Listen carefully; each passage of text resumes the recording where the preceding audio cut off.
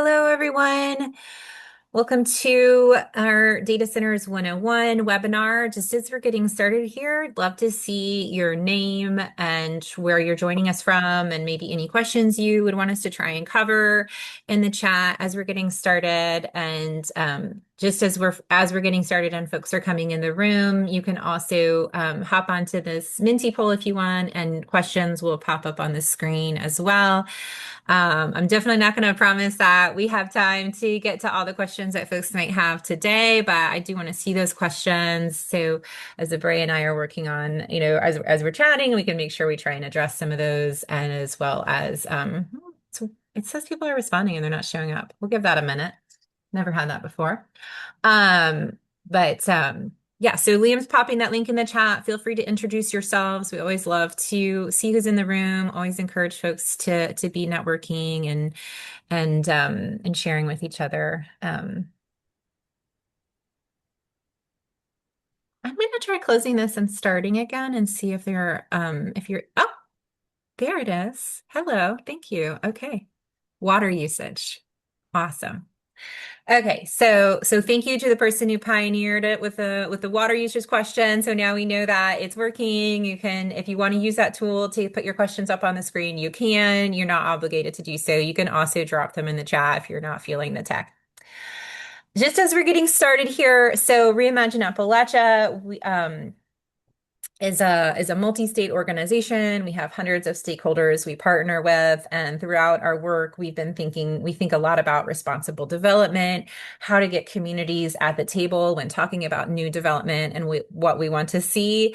And we also talk a lot about, industrial efficiency and how we can make processes, that our communities depend on use electricity and be more efficient. And so for us, the data center conversation has really come into a lot of our longstanding priorities that we've been thinking about for the region in a big way. So we have been thinking about data centers in a big way, as I'm sure most of you have. So the goal of this presentation today is going to be really getting into some 101 stuff, just some basic understanding of the technology we're working with, why some of the things that are happening now are happening, and where Appalachia and rural communities broadly kind of fit into that big global picture that we've been sucked into.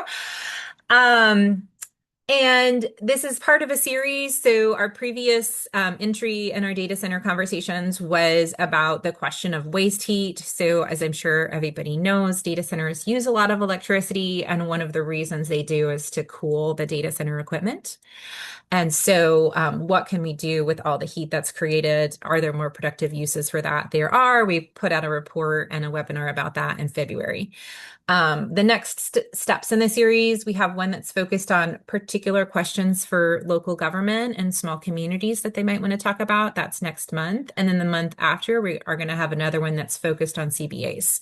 So I know we're not going to get to all these questions today, but I do just want to say we're still shaping out this webinar series, and we expect to have them monthly. So the questions we don't get to today, we'll try and get to in those other capacities. Right. So for folks who are just joining us, just to let you know, you can turn on closed captions. You can have those translated into the language of your preference if that is not English.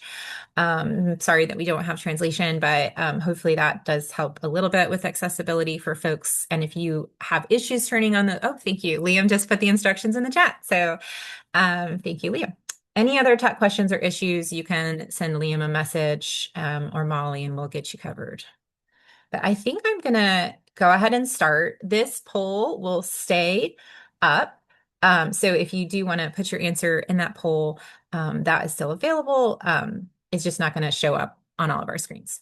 But Aubrey, I don't know if you got to see some of those. But if you click on the link, you can see them. But I'm going to go ahead and start. We have a lot of stuff to cover. So I'm going to start the next phase in my screen sharing journey with you today. So here you go. Here's where we are. As I always say, I'm the flight attendant. And then we're joined by Abre Conner from NAACP, who's going to speak after me. And then after the two of us kind of give some overview information, then we'll open up for questions. So again, you could be asking those in the chat. We can look at the ones that we got in the intro. And thank you to everybody who's putting your intros in there. It's great to see who's here. Um, so, like I said at the top of the call, ReImagine, we work primarily in the 4 states you see on your screen. And we do a lot of the work we do is around participatory research, coalition building, convening, and telling our stories. Like I said, also, we're going to talk a little about just like what they are and why everything is so intense right now. Um, so where are data centers now? The majority of data centers right now are found in 10 states. I know some font is a little bit small on this image I grabbed from the World Resources Institute, but Virginia and Ohio are 2 states that are, I think close to a lot of us that are on this list. There's growing numbers in Pennsylvania and West Virginia and other places. But one of the reasons you see data centers that are really clustered by location is because they work more efficiently when they're near each other. And so there's a big priority for developers to put data centers where data centers are already located because it does make them operate more efficiently. So zooming in on our region specifically, this is a map from the Frac Tracker Alliance. It was last updated in February and things are moving so fast, I probably need to update it again. But the red is operating, the orange is approved, the proposed is yellow, the suspended is purple, and black are canceled, gray is unknown. One of the things to say about this map is it doesn't differentiate between sort of traditional data centers and the AI hyperscale data centers. So those are all presented equally, though I don't know if the size of the dots might reflect the size of the project. I should know that, but I don't. So if anyone does, put that in the chat. So I'll leave it at that. And the next question is, how rich are the people who are building these hyperscale data centers? And this chart comes from Citizen Action Coalition. It's based in Indiana, and so you'll see the companies that are focused here are Indiana company, Eli Lilly, the drug maker that's based in Indianapolis, and then the Indiana electric companies in the state. And so, just to give perspective of, I think this would be great to make for every state and kind of the big economic players in your state that feel enormous. Yes, I'm going through it fast, and yes, we'll share it with participants. So these are some of the wealthiest companies that have ever existed. And you can talk about $4 trillion, but I don't really know what that means. But when I see, okay, it's multiple times larger than Eli Lilly, that means something to me because I have a good sense of the kind of footprint that a company of that size has. So I thought this was really helpful. Again, I would love to see this with, every state and a couple other top economic players and how they're comparing to these really big companies. And one of the reasons I'm sharing this is just to really say, like, these are the richest people in human history, and they are coming to our communities, and they need us to make their money. So I think they have some to share. So I don't think we should be hesitant to ask for them to provide us a little bit for all of the money that they're going to be making on us and are totally dependent on our communities to make. So this is something that gets talked about some, but it was really interesting to me. And so I wanted to spend a little bit of time on it today. One thing I've been hearing from some of our local partners that we've worked with is that we've always had data centers and they've often been good neighbors, and they don't understand what all the concern is about the AI hyperscale data centers. And so I thought that was really interesting. And so I did some looking into kind of what data centers looked like historically compared to what some of this new build is. So as long as we've had computers, we've had data being stored, right? And computations being done on servers. I probably sound like a baby. I'm not a computer expert, so I am going to use simplified language. I hope it doesn't cause too much pain for our experts who know I'm babyfying their terms. But in the early 1990, 2000s, that's when you start to see the interwebs, right? And that requires a cloud and it requires data transfer over distances. And so data centers were built to allow things like Netflix, email, social media, all the things that we use in our day-to-day lives. Those data centers typically were in urban areas just so that the data would transfer faster. They want to be in high population areas. They tended to be, smaller, and they're really doing moving information back and forth, holding information, which is a specific type of task that is relatively simple compared to what the AI data centers and the hyperscale data centers that are doing the generative AI work. That is a much more complicated type of computations. It uses more complicated equipment. And as such, it's creating more heat, more noise, and then more cooling needs. And then that means it all takes more electricity to run. So 5 to 10 times more power. And because that AI computing works better in proximity to other systems, so they can talk back and forth as they're doing their algorithms, whatever it is, they want these really big campuses. And so that we start to see them prioritizing location to the end user less and more having a giant amount of space and a large amount of access to unrestricted power. And so that is why all of a sudden a lot of rural communities are seeing interest from data centers and these companies that really didn't exist before AI. So even a couple of years ago. So here's just a chart, just to explain the picture that is on the left side of the screen. These lines each represent a year. So in 2015, the parcels that were bought for AI data centers were all under 200 acres. In 2019, we see this 1,000-acre parcel that was purchased for a data center. This is all data centers, not AI specifically. And then we start to look at 2024, and you see all these really big parcels that are being purchased for data centers. And so just to show that they are just this growth and the trends of the amount of land that's being purchased. And another reason that we're seeing, rural areas being a focus for data center build out, and which in the past kind of latency issues and access to digital infrastructure were more of a barrier to those communities.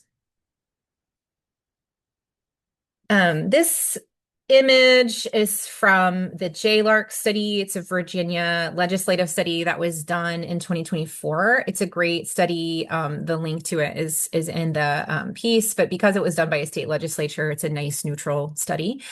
And it just kind of gives a picture. Again, one of the things I'll just point out here is that, again, you have these systems of nearby data centers. They want to be located by each other.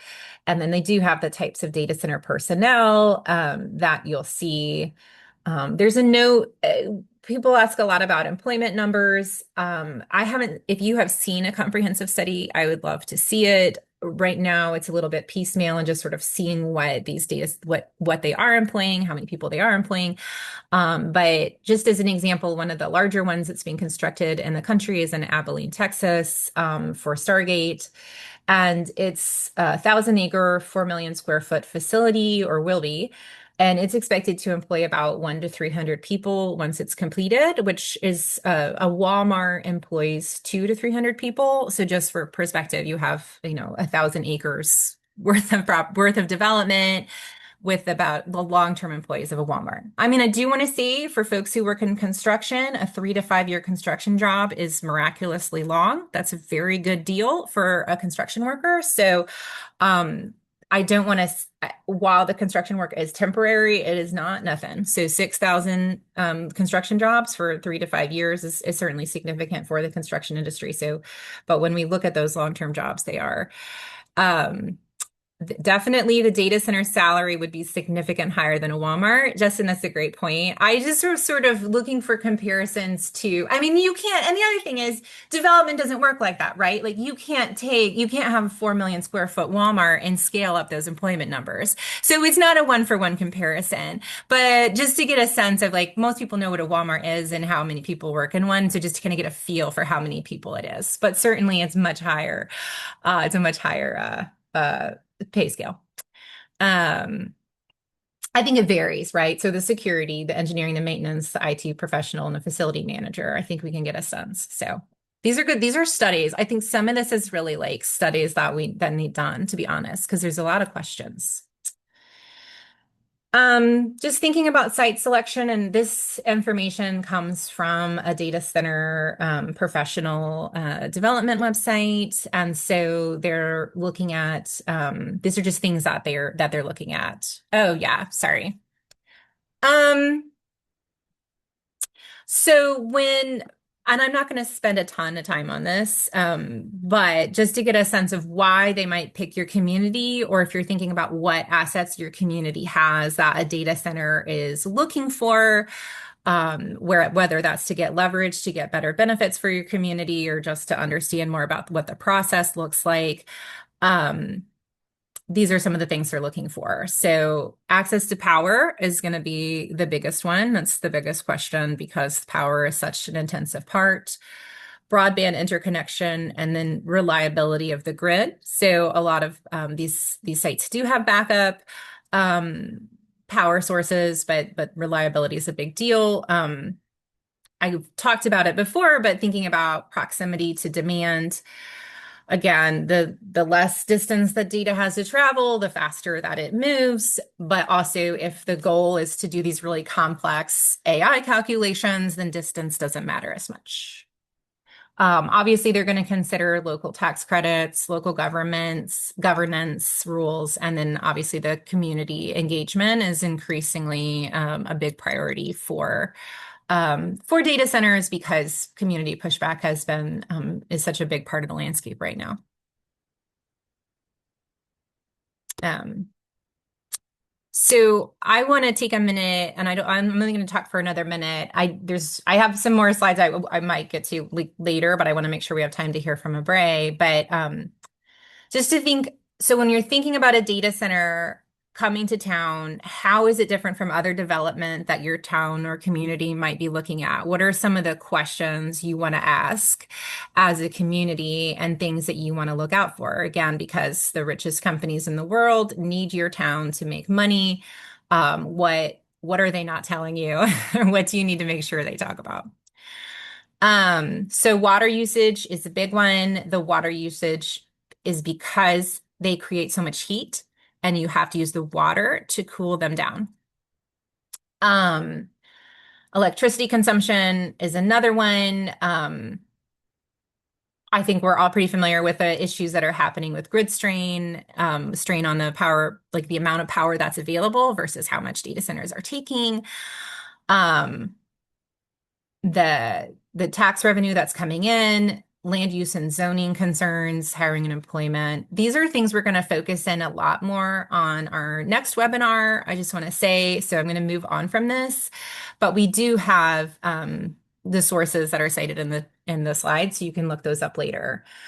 I want to talk a little bit about tax-based benefits. There's sort of the shining star example in Loudoun County, Virginia. Data center taxes are 30% of the budget, and I think local electeds have been very pleased overall with that relationship.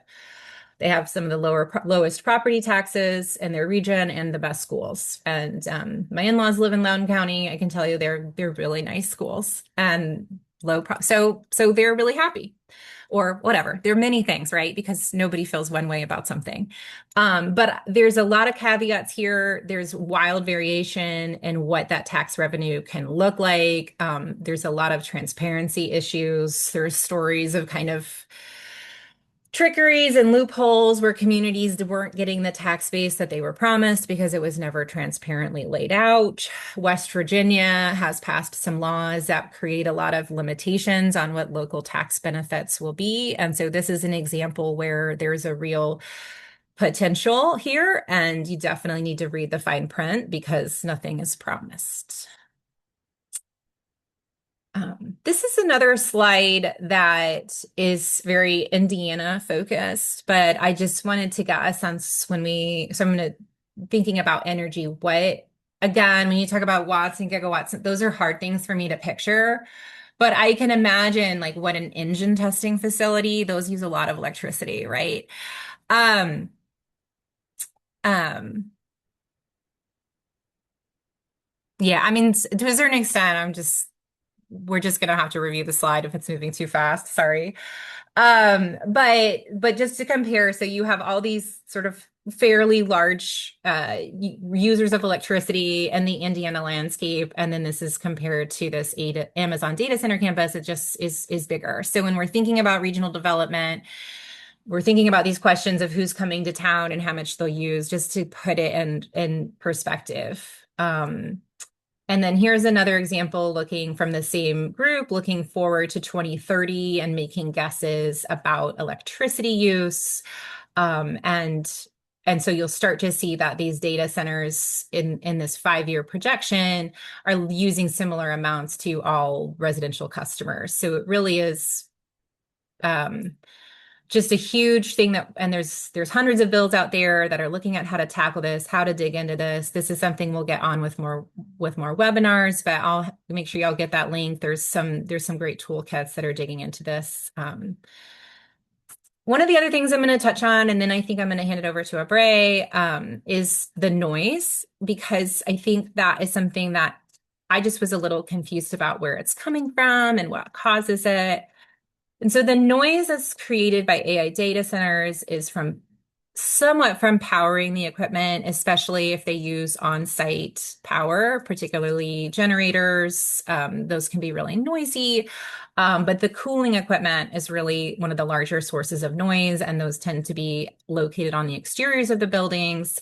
And so noise levels can be 100 decibels inside a data center. Model ordinances are looking at limits of 55 to 60 at the property line. But the noise, one thing to say about the noise that's interesting to me is that because so much of the noise is created again by the cooling systems, that some of the measures for efficiency and increasing the efficiency of data centers could have impacts on some of these, could have some improvements on some of these impacts on the noise. So I'm going to pause. We have time for more questions. There's so much information that could be shared, but I want to kind of zoom out a little bit on some of these nitty-gritty things. I know I moved through a lot of fat stuff really quickly, but just kind of that is a little bit of some of the big questions that come with data centers, some of the big questions that I had. But let's zoom out a little bit and hear from Abre. You're working all over the country on data center issues that communities are facing, helping communities understand these things. So I'd love to hear about some of what you've learned and some of the big picture takeaways you have from your all of your wonderful work. Great. Thank you so much. I am going to just get my slides set up. And I think, uh, let me try one more thing. As I'm getting set up, I also want to, okay, actually, can can you all let me know if if it's a full screen that you're seeing or if you see like if it's not a full screen? It looks full screen. Okay, perfect. All right. That was weird. It wasn't saying that it was on my side. So anyway, well, first, I know that there are several folks from the NAACP in our branches and our state conferences who are here today as well. So thanks to all the folks from the NAACP who are also here, who are some of them are within this region and some of them are not. But I think that, part of what I think has been so important about this conversation is the fact that this has been such a unifying moment for people to want to get more information about how data centers are impacting their communities. And thanks so much, Dana, for that really great overview of like what's actually happening. And to her point, I want to zoom out a little bit because I think that that also helps us to understand why they've been able to move so quickly, how that plays a role into what we're actually seeing at a local level, as well as, some things that we should be considering when it comes to community benefits if it gets to that point.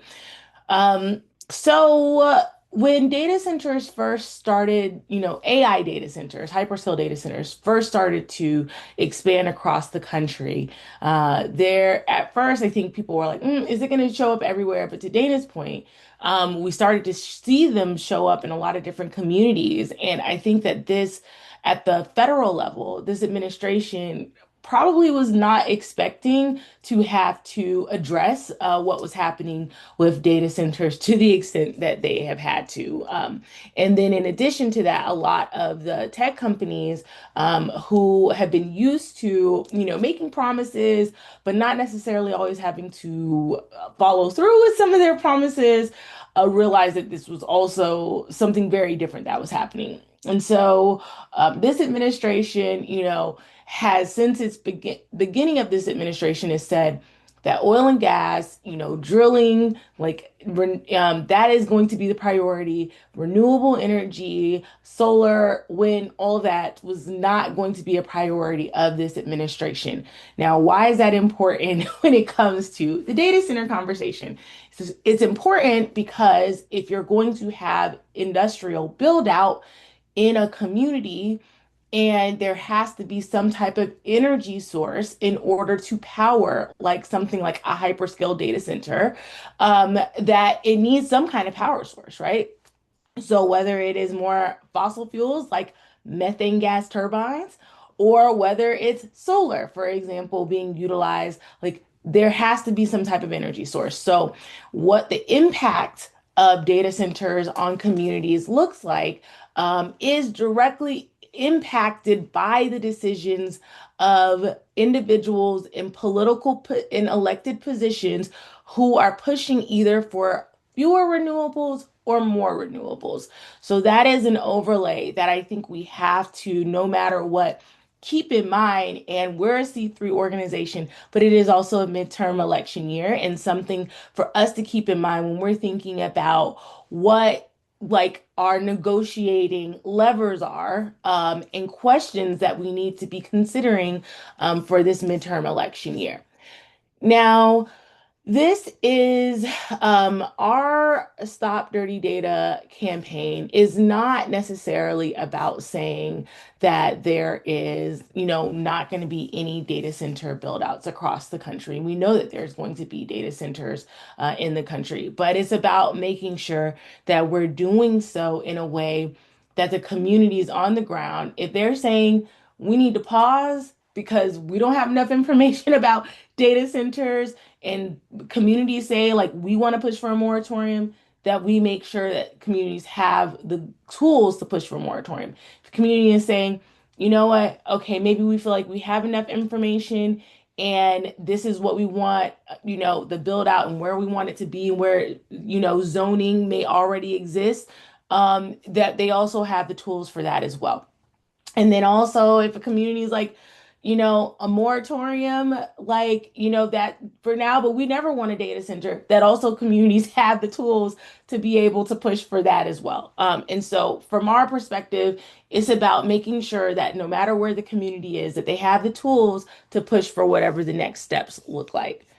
Um, so, as Dana mentioned, I'm not going to go too much into this because Dana did a great job of like highlighting, what the concerns are, right? That we know that data centers are also tied to the campaigns that we're also seeing around like how much AI lives in our everyday lives. I've seen an increase in the number of commercials about how important AI is to every single thing that I do.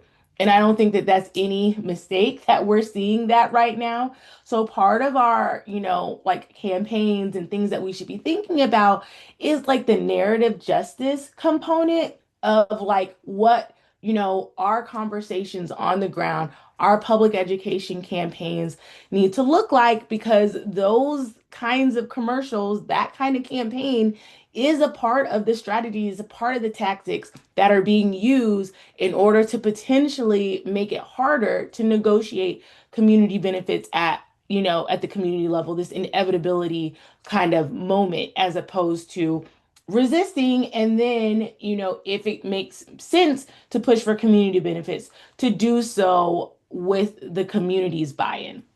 The other thing that I think is important is that we've also seen, these kind of tactics used before, from crypto mining to fracking to when coal-fired power plants were being placed everywhere across the country, that a lot of these tactics have been used before. And so we should know that this is, something that we can look to when it comes to negotiating next steps. The one thing that I wanted to mention as it relates to the water, because I did see some questions around the water conversation, is that there, are some data centers who are saying we have closed loop. Now, why is that important in this conversation specifically? Um, there aren't many mechanisms across the country to actually track whether or not that, infrastructure that they're saying is being built is indeed a closed loop, because of, to the points that Dana made, right? Water, it's needed to cool. And also, as we all know, water evaporates. So there has to be more water that comes into this loop at some point. So I think that, the conversation around whether or not there's closed loop. So what a closed loop system means is that they get, like the hundreds of millions of gallons of water, and then they take it and then they reuse it, as much as possible in order to not use as much water as it just continuing to pump from the water infrastructure within a community. So without the guardrails, to actually track what's happening fully, there has been, an opportunity for some companies to say, no, we're not using that much water because no one's actually tracking what the water use looks like. So that is an opportunity, I think, for us to continue to push for those protections and guardrails around transparency, not just, around what's happening at the city council or county level, but also around, whether or not these systems are indeed closed loop as they claim. Um, I saw another question as well around like the cost to community members and people who actually live in the state. Now, places like Virginia, they have actually been losing a lot of money for a long period of time when it comes to data centers, in the billions of dollar range. Now, Texas, just recently, there was a report that was done that highlighted that they are on track to lose almost $3 billion because of tax breaks when it comes to data centers. So, in addition to the cost for tax breaks, there's also, as I kind of highlight on this slide, the cost of people, for example, needing more medical care, needing in order to, needing to like be able to, go see a doctor because they're facing respiratory problems. Like those are also costs. And when we did our work in Memphis, Tennessee, that was one of the things that we actually tried to track and we tried to make clear, when, Elon Musk and XAI, like that data center there, when they were, highlighting like, oh, this is what investment will look like in community. Okay, but, in previous administrations, there were tools at the federal level where the EPA, for example, could do modeling and say, this is how much, for example, having, more pollution in a community, this is how much it would cost. And so that's also why these decisions at a federal level, when the Trump administration says we're not going to track how much it costs for someone, how much the costs that are associated with the climate crisis, that is also a direct impact in these decisions when we are thinking about like the actual cost of people. So that's also something for us to think about when we're thinking about like cost, and negotiating. We recently actually filed, a case, our first lawsuit, in, South Haven, Mississippi, because of, what we believe that a tech company, XAI and MZ Tech was doing to pollute in communities. And I also think that, us utilizing, a lot of different tools in order to negotiate or to say, no, we don't want it at all, data centers in our communities is really important. So I'm just going to quickly run through the frontline framework and then our community benefit agreement work.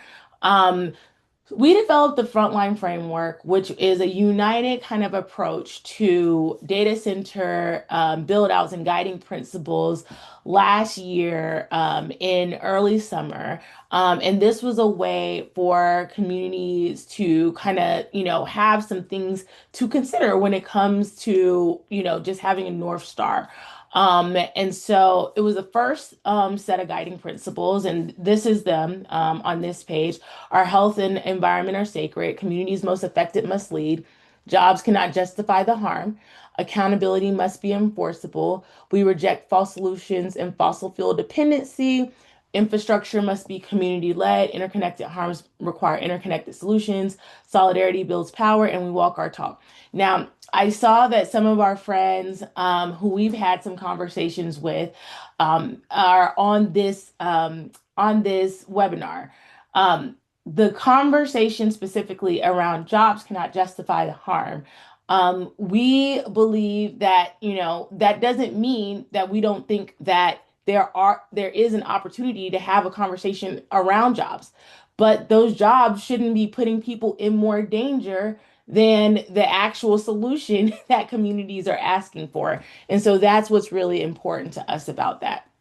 We also developed a community benefit agreement template that lives on our website.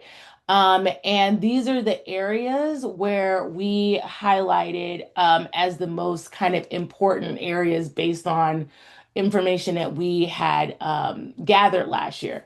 Transparency and disclosure. So there are areas in the agreement for that. Environmental and climate impacts more generally. So, rezoning decisions, agricultural use decisions, just transition in local hiring, community control and having a community benefit fund, public reporting and independent audits. So, there's like a place in our template around like a dashboard and making sure that dashboard is clear and obvious for anyone who's in the community, how they would, interact with that information. Cost recovery support. One of the main questions that we get oftentimes if communities are at the place of thinking about community benefit agreements is how do we make sure it's enforceable? Well, in other sectors outside of, within, how people think about community benefit agreements within this kind of space, cost recovery support is a no-brainer, but it hasn't typically been negotiated when it comes to power plants or data center kinds of negotiations. So we built out a template around that because that's a mechanism to actually automatically enforce a penalty for if they are not actually following through with the community benefit agreements and decommissioning. The reason why we have so many cancer clusters in places that are sacrifice zones is because we have all this build out, and a lot of these tech companies are being told just go to the places where there's already like build out and just use that. So what does that do for the communities who are saying we don't want that anymore? That now creates a situation where they have to continue to fight to say no, we fought to get this offline in the first place. And so that's also a part of our community benefit agreement solutions.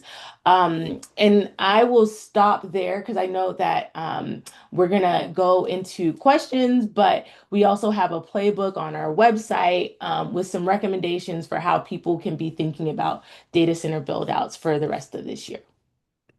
I dropped that link in the chat. I hope I did the right one, but I just dropped it in. Definitely to the CBA you mentioned. I dropped that in the chat, and then as well as the overall sort of landing page for the data center info. So folks can check that out. We can take a couple questions. We are moving into questions phase. I would prefer to do questions in the chat if we can, just because it's a little faster. But if folks do have a question, that you want to raise your hand for, we can do a couple that way. Yes, that was wonderful, Abre. Yes, thank you to the folks saying so in the chat. Thank you so much for that overview and all of your insights. Couple questions in the chat. Like One of the questions was, what are the companies associated with data centers that are pushing hard in the region? I think I touched on that in the presentation, and it's and there. If you have companies you would want to highlight from your experience, and then also if folks in the chat, I mean, there's so many experts that are in this room, so just to acknowledge that. So if you have answers to that question, to share in the chat of kind of the companies that you're looking at or that you've heard that are coming to your town, please feel free to share that. So. Um, um, Great. So, I don't know if you have anything to add to that, Ray, before I find the next question. So, Sorry, just to, you're asking like companies that are doing like, sorry, can you that are doing the development. So, I just know, I mean, I know, for example, y'all are working on, you have a lawsuit that you just yeah. launched with X. I know because of failure to abide to their terms that they laid out. So, I don't know if you. So Um, yeah, so I will say this. So XAI is like, like a company that is, owned by Elon Musk.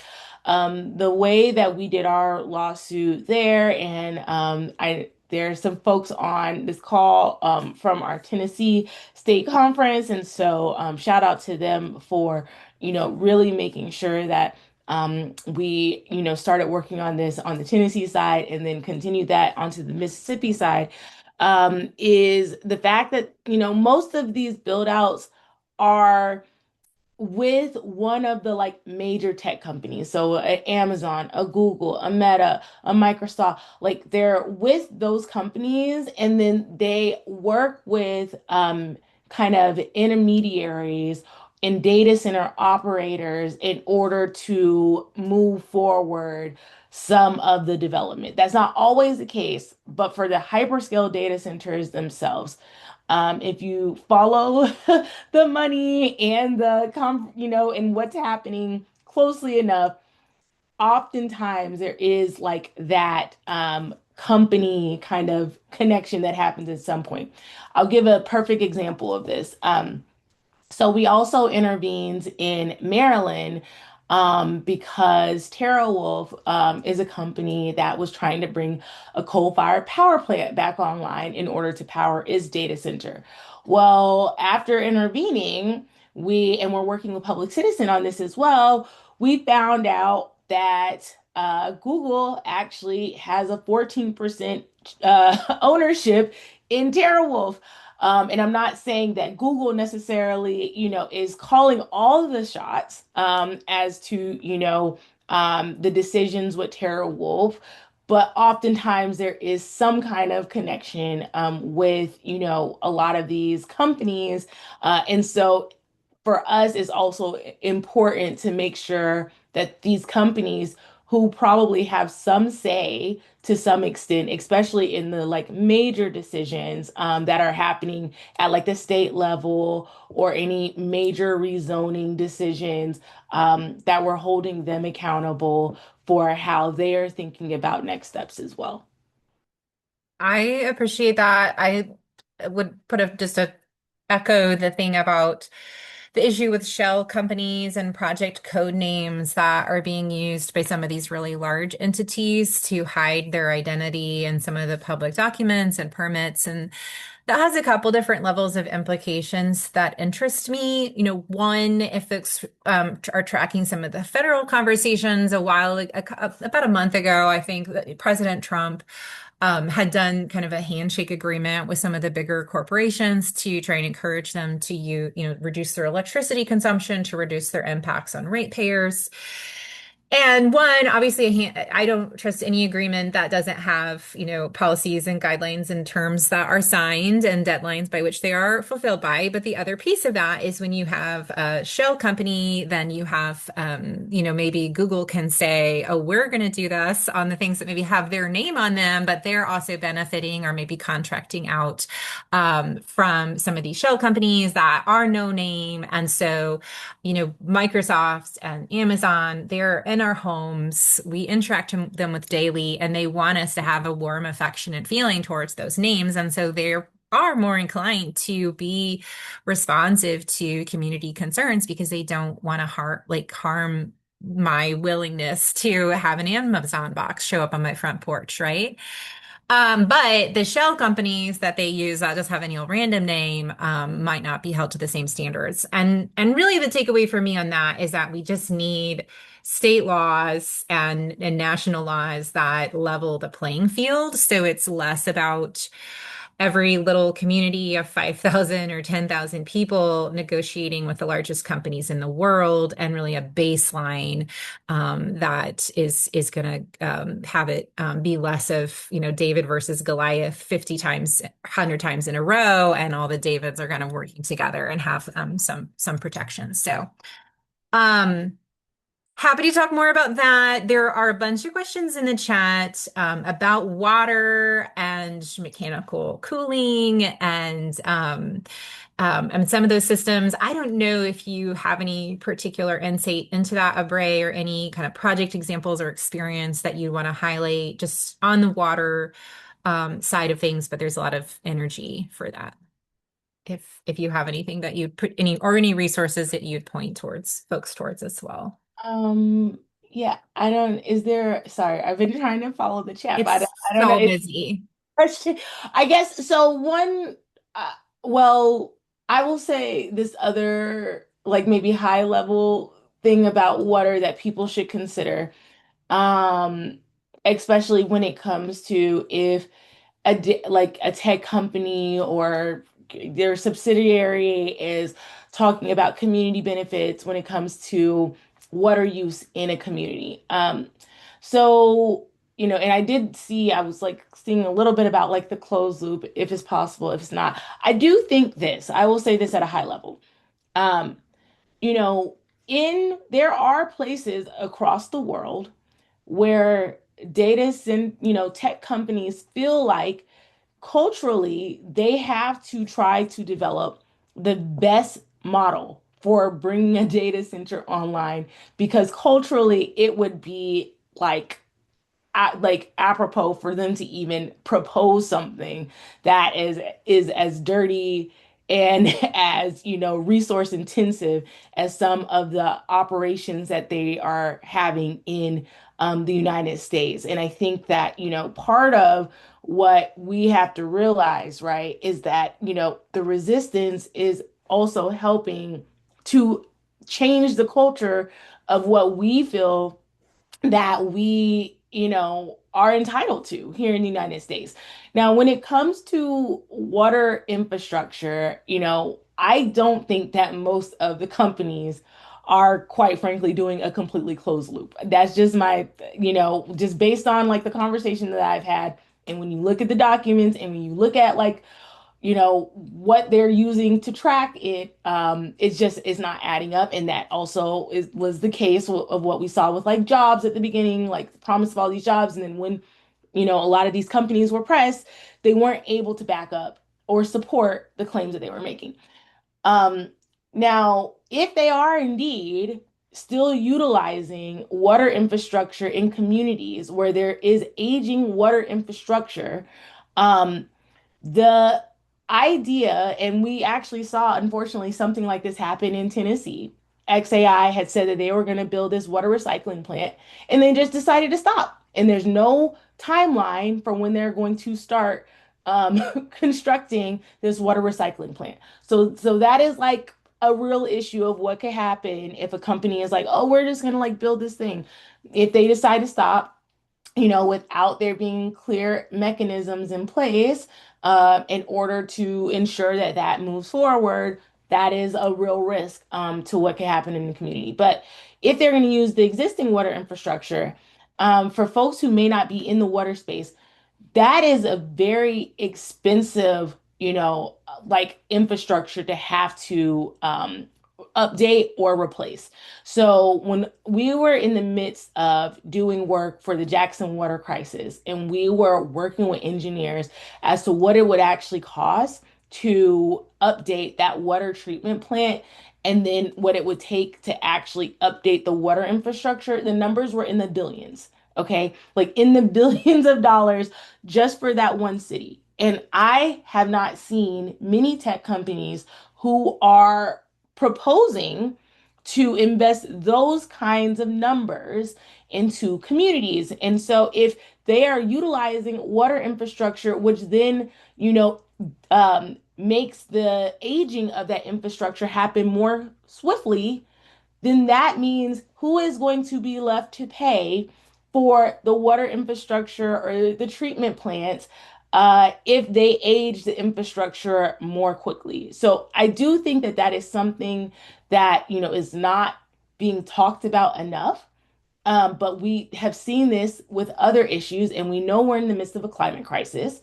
And so there are all these other things that are already aging water infrastructure. Right. And so a data center coming online and aging it even quicker, that costs more to the people and the residents who would have to pay for utilities and resources in the community.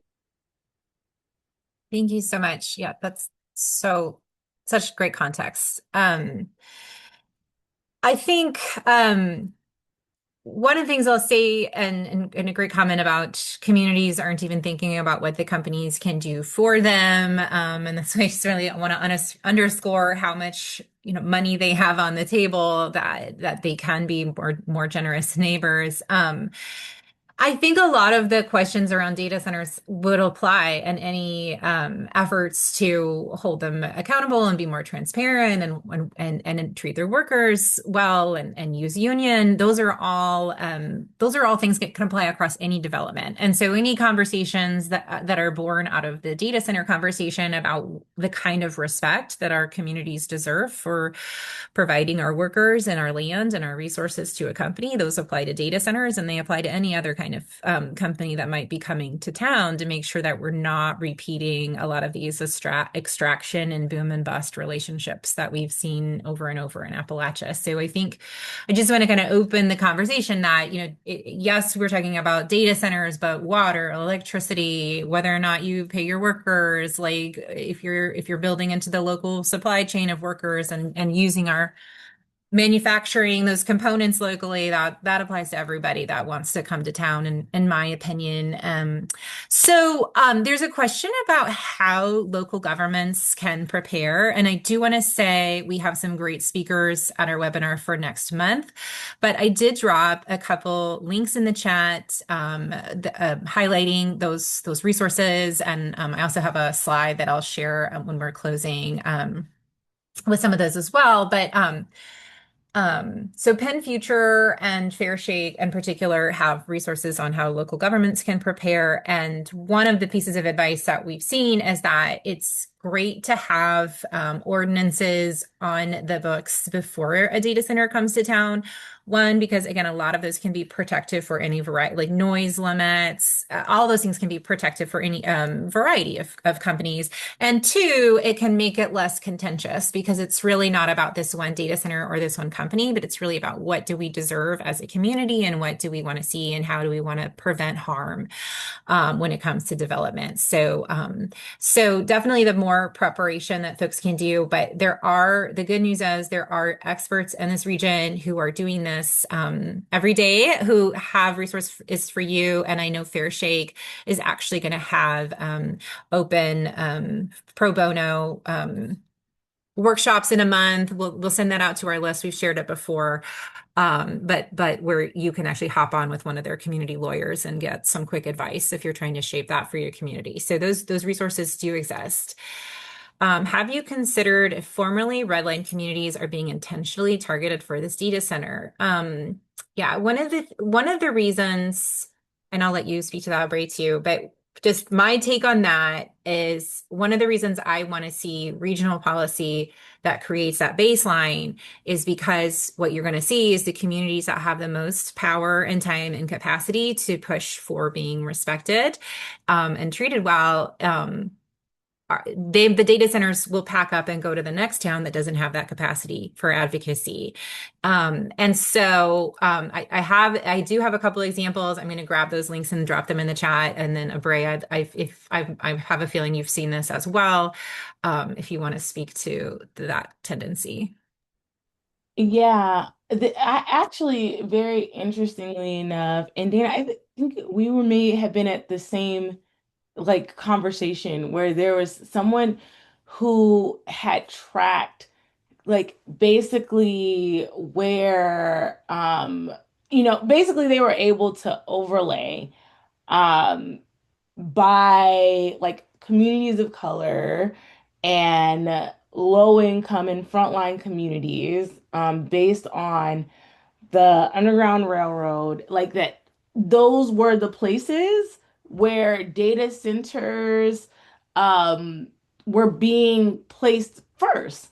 And it was really interesting when the woman like had shared that because I think that there's a lot of reasons for why, that may be the case, including, where like development has happened again in the past, um, and that development happening in places again based on intentional decisions at that time, right, as to where industrial build out should happen as well as like broadband decisions. So there were like all these other kind of community decisions that played a role into like what places would be best suited for other kinds of like untested solutions. And now data centers are that next wave of how that is playing out in communities. And so I do think that there is like targeting regardless of people. I mean, there may be some people who are like very much behind the scenes saying like, let's go there because we think that, those communities are going to be less likely to push back, or we think that, they're going to be less likely to show up at their city council meetings and to fight back about certain decisions. And I think that and I'm not saying that that's not happening because that probably is happening. But there's also, I think, some people who are just being advised really, really poorly about what best practices should be at this time. And so I think that a combination of those two, of like people, I saw this post by a city planner, and it was just so interesting because you could tell, like, I don't know why anyways, they put it on their page and they were like, I am so shocked that people are showing up now to fight back against data centers. And it was like, at our city council meetings. And it was interesting to me that, this person who is in a position where I think they should want people to show up at planning and zoning commissions. They should want people to show up at city council meetings and ask questions, that they felt like it was shocking that people were engaging in that way. And so I think that those decisions are being made, but I think that people showing up and people like, rewriting what history has told us about what our engagement should look like is making a difference and will definitely make a difference when it comes to negotiating any next steps for data centers. Yeah. Yeah, and one thing you said to me in our prep call that I repeated to multiple people, Abre, because I just appreciated how you phrased it so much, was that, if you want to have a seat at the table with the data center negotiations, then pushback is how you get there. You just don't, in the history of development in the region, most of the time, we have to fight to get that seat at the table. So getting in there is, in the room, you have to be ready to ask those questions. And I think to be prepared. And one of the questions we got in the Q, and I know, so it's one. So I do want to respect your time, Abre. I am probably going to let this webinar run over a few minutes, but I want to acknowledge that a lot of folks are about to leave. So I'm going to just say, I really appreciate everyone's time. I know we covered a lot really quickly. I think this is such a big issue.